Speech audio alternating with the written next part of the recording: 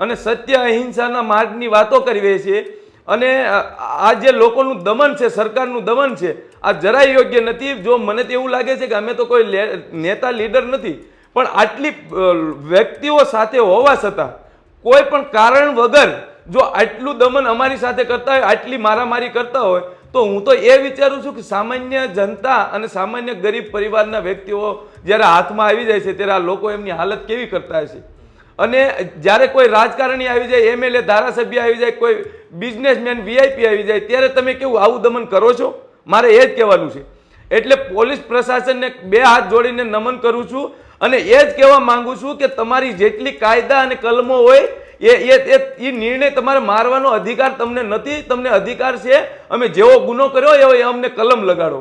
તમારે જેવી કલમ તમારે લાગતી હોય તમે એ દબાવ નહીં કે આજે અમારે કલમ નથી લગાડવી અને અમે તમારી ઉપર દયા ખાધી છે. અમારે દયા નથી ખાવી. અમે અમારા હક માટે અને ન્યાય માટે આવ્યા છીએ અને એ ન્યાય માટે તમારે જો અમે કંઈ દખલઅંદાજી કરતા હોય ગાંધીનગરની અંદર આવીને અથવા ગાંધીનગરની જનતાને હેરાન કરતા હોય, પોલીસ પ્રશાસનને હેરાન કરતા હોય, તો તમારા જે નિયમમાં આવતા હોય એ અમારે કલમ લગાડી દો. એ પછી તમારી જે પણ કલમ હોય.